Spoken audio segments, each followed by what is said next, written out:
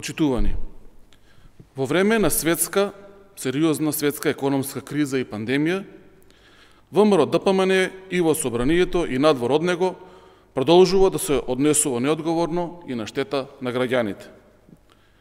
Заедно со опозицијата, ВМРО-ДПМН поднесе 3000 амандмани кои што се бесмислени и абсурдни и со кои го кочи носењето на деловникот за работа во собранието.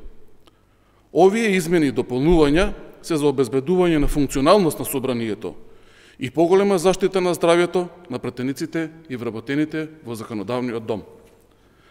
Покрај измените на деловникот, ВМРО-ДПМН со над 500 амандмани ги кочи измените во Законот за здравствена заштита, а со близу исто толку 500 амандмани ги кочи измените на Законот за внатрешни работи, закони кои што се поврзани со Законот за пензионирање. Ова е грубо показување на институцијата собрание, на собраниските служби, погазување на интересите на граѓаните. Покрај тоа што го блокираат собранието, ВМРО-ДПМН ги блокираат и улиците на јавни собири на кои масовно се прекршуваат мерките за заштита од коронавирусот. Ете толку ВМРО-ДПМН се грижи за здравјето, толку се грижи за потребите на граѓаните.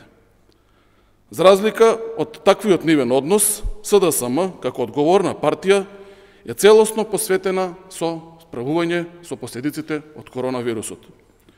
Владата, предводена од СДСМ, вчера ги усвои измените и дополнувањата на програмата за задолжителна имунизација на населението во Република Северна Македонија за 2020 година, со што се потврдува намерата на Министерството за здравство за набавка на 833.000 дози на вакцини против COVID-19.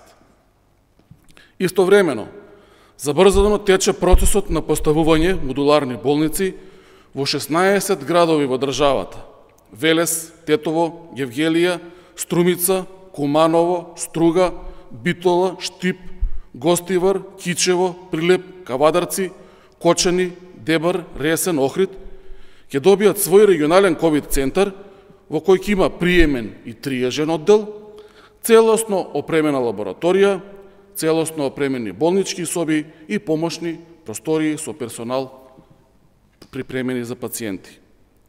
За подсетување, овие центри ќе беа готови уште минатото лето, доколку заменик Министерката за финансии од редовите на ВМРО-ДПМН не го кочеше свесно заемот од Светска банка. Почитувани, граѓаните ја гледаат оваа разлика. Гледаат кој работи за заштита на здравјето на граѓаните, а кој се однесува неодговорно, го подкопува јавното здравје и работи против интересите на граѓаните и државата. Затоа ВМРО-ДПМН и Мицковски уште долго ќе останат во опозиција. Ви благодарам.